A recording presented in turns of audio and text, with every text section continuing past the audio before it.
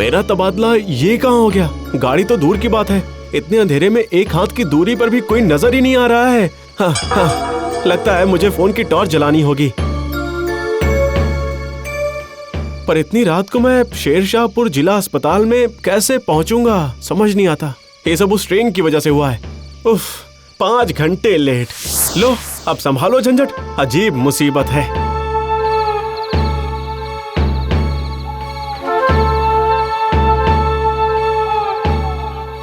अरे लगता है वहाँ एक चाय की दुकान दिख रही है, जाकर देखता हूँ, शायद वहाँ कुछ उपाय मिल जाए। जाता हूँ।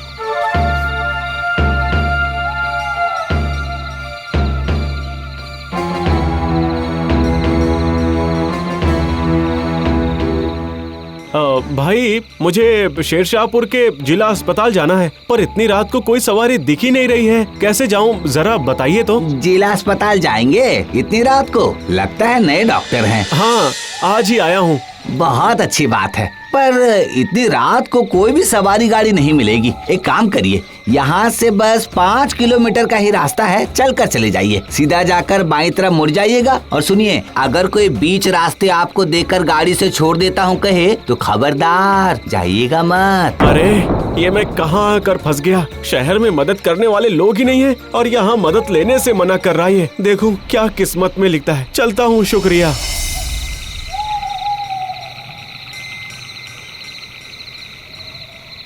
अरे बाप रे, कब से चलता ही जा रहा हूँ। 5 किलोमीटर का रास्ता तो खत्म होने का नाम ही नहीं ले रहा है।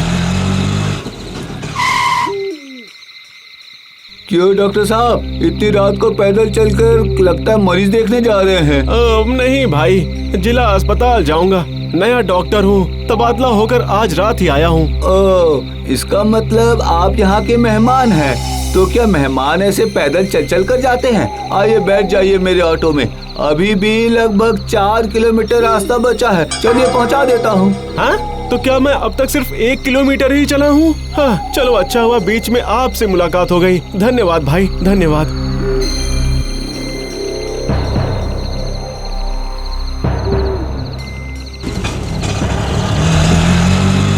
चाय की दुकान वाले उस आदमी ने किसी की गाड़ी में बैठने से मना किया था मुझे, पर इन्हें देखकर तो कोई अच्छे इंसान लग रहे हैं।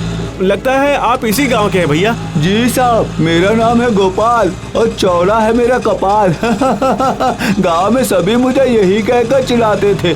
छोड़िए ये सारी बातें, मैं तो ये कह रहा था कि हमारे जिला अस्पताल की जो हालत है वहाँ एक अच्छे डॉक्टर की बहुत ज़रूरत है। आप लोग तो ऊपर वाले की तरह है, अगर आप लोग ना रहे तो पूरा गांव का गांव बीमारी में ही खत्म हो जाए। हम तो सिर्फ अपना काम करते हैं भाई। पर डॉक्टर साहब, अगर आप साल भर पहले आते ना तो मेरे साथ साथ मेरी पत्नी और मेरी बेटी की जान भी ऐसे नहीं जाती। क्या क्या जान नहीं जाती मतलब? अब क्या कहूँ डॉक्टर साहब, जिस रात बेटी को कुत्ते ने काटा था उसी वक्त साथ ही साथ मैं उसे जिला अस्पताल लेकर गया, पर न जाने वहाँ डॉक्टर ने उसे कौन सा इंजेक्शन दे दिया और उसे बहुत तेज बुखार हो गया। डर कर उसी रात पत्नी बेटी को लेकर इसी ऑटो में शहर की तरफ भागा, पर उल्टी तरफ से आ रही एक गाड़ी की हेडलाइट की रोशनी मेरी आंखों में ऐसे पड़ी कि मेरी ऑटो सीधे जाकर सामने उस बरगद के पेड़ से टकरा गई। हाँ, बस हम तीनों ही खत्म हो गए। ये क्या बात कर रहे हैं आप? भूत भूत भूत भूत।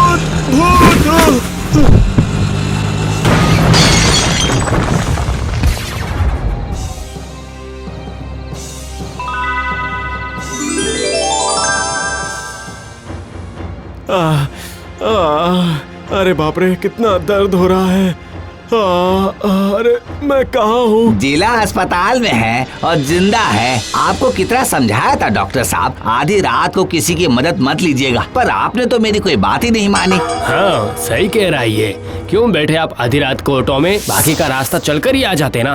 अरे मुझे कैसे पता चलता भाइयों, उसने मेरे पास आकर कहा कि वो मुझे पहुंचा देगा, फिर मैं बैठ गया। वही तो गलती कर दी। वो साधारण ऑटो नहीं है, वो आधी रात का ऑटो है। दरअसल साहब, गोपाल के साथ ना बहुत अन्याय हुआ है। क्या हुआ था उसके साथ? इस गांव में दो गुंडों का राज है, पकिया और कल्लू। ज्यादा मुनाफा कमाने के लिए वो लोग फैक्ट्री में नकली दवाइयाँ तैयार करते थे। उसके बाद वो दवाइयाँ पहुंच जाती है दवाई की दुकानों पर। जिस रात गोपाल की बेटी को कुत्ते ने काटा, उस दिन गोपाल उसी दुकान से नकली दवाई खरीद कर लेकर गया था। नकली दवा की वजह से गोपाल की बेटी की तबीयत और खराब हो गई। रातों रात उसे शहर के अस्पताल में ले जाते हुए उसी पल वो पूरा परिवार खत्म हो गया। और उसके बाद से गांव के रास्ते पर अक्सर दिखता है गोपाल का आधी रात का ऑटो। और इधर जो भी डॉक्टर पाक्या और कल्लू की दवाइयों का प्रतिरोध करता है, उसे वो लोग षड्यंत्र रच के गांव से निकलवा देते हैं। अब मैं समझा अचानक को उस डॉक्टर को हटाकर हड़बड़ी में मुझे यहाँ पर क्यों बुलाया है। देखिएगा साहब, कुछ ही दिनों में वो लोग आपकी भी टेबल पर मोटा रुपया रख जाएंगे। अगर आपने उनसे हाथ नहीं मिलाया तो आपका भी ट्रांसफर होगा। हाँ, पकिया और कल्लू उनकी तरह गंदे कीड़े जब तक इस समाज में है ना, तब तक हम में से कोई भी ठीक नहीं रह सकता। अब समय आ गया है इस बीमारी का इलाज करने का। ये लीजिए, आप ये दवाइयाँ समय पर खा लीजिएगा, ठीक है? 2 दिन में बुखार सही हो जाएगा। नेक्स्ट। वेलकम डॉक्टर साहब, वेलकम। हमारे बारे में तो जरूर सुना होगा। माई सेल्फ कल्लू, और ये है पकिया। दरअसल इस गांव की हवा में हमारी बातें उड़ती ही रहती हैं, इसलिए ज्यादा डिटेलिंग में नहीं जाते हैं। और ये है हमारी बनाई दवाइयाँ। और ये आपका गिफ्ट 5 लाख कैश है। अब से सिर्फ हमारी कंपनी की दवा ही मरीज को दीजिएगा। अरे क्या कह रहे हैं आप लोग? लेना देना ही तो जीवन है। पर जानते हैं क्या, ये सब कुछ दिन की रोशनी में तो नहीं किया जा सकता है ना। आप लोग एक काम करिए, समझे? आज रात 2 बजे स्टेशन से गांव के अंदर आने वाले रास्ते में जो बड़ा सा बरगद का पेड़ है, वहाँ खड़े रहिएगा। बाकी की डील्स वहीं होगी, ठीक है? अरे वाह, डॉक्टर तो बहुत पक्का खिलाड़ी है। Deal done. रात 2 बजे मिलते हैं गुरु, चलता हूँ। सिर्फ चिड़िया दिखी बच्चे, फंदा तो दिखा नहीं तुम्हें।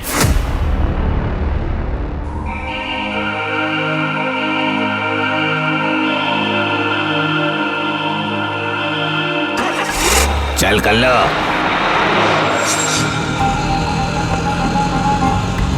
डॉक्टर साहब, आप फिर से मेरे ऑटो में बैठेंगे, ये तो मैंने सोचा ही नहीं था। इस बार मैं तुम्हारे बारे में सब कुछ जानने के बाद ही तुम्हारे ऑटो में बैठा हूँ। मैं जानता हूँ तुम्हारी बेटी के साथ क्या हुआ था। लेकिन क्या फायदा है डॉक्टर साहब, वो कहानी जानकर। हाँ, बेटी को तो बचा ही नहीं पाया। हो सकता है कि तुम अपना जीवन नहीं बचा पाए, पर और दूसरी बहुत सारी बेटियों की जिंदगी तुम बचा सकते हो। अब किसी भी बाप की गोद उन दोनों बदमाशों की वजह से खाली ना हो जाए, इसका इंतजाम मैं करूंगा। ये आप क्या कह रहे हैं डॉक्टर साहब? ये असंभव है। एक डॉक्टर होने के नाते ये मेरा काम है, किसी मरीज को ठीक करना। वैसे ही एक इंसान होने के नाते मेरा काम है समाज में पल रही बीमारी को जड़ से उखाड़ फेंकना। तो मेरी मदद तो करोगे ना? हाँ जरूर, सिर्फ मुझे क्या करना होगा ये बता दीजिए।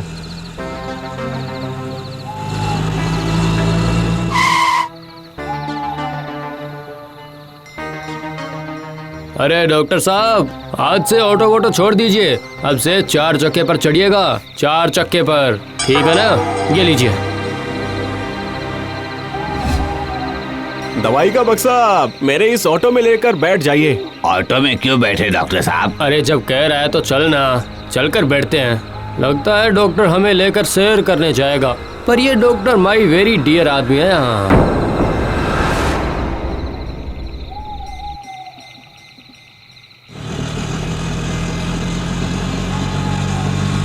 अरे अरे अरे, रुक रुक रुक रुक रुक। डॉक्टर नहीं चढ़ा, डॉक्टर को लिए बिना आगे क्यों जा रहा है? हाँ, रुक रुक रुक, मैंने कहा ना रुक। अरे अगर डॉक्टर नहीं आएगा तो दवाई किसे दूंगा मैं?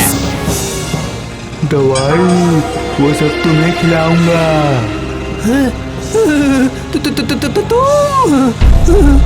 तो पहचान गया ना, तेरी नकली दवाई खाकर ही मेरा पूरा परिवार खत्म हो गया। अरे तो आगे देखकर चला, आगे देखकर चला तो। अरे पेड़ है, पेड़ पेड़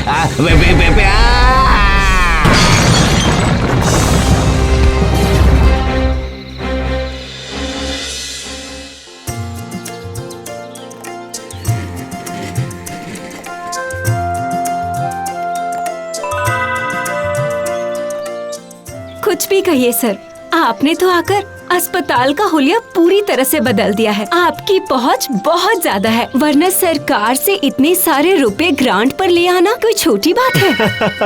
नहीं नहीं, ऐसा नहीं है। सत्यता होने पर सभी को मिलेगा। पर तुम्हें सच्चाई बताता हूँ, यह मुझे ग्रांट सरकार से नहीं मिला है।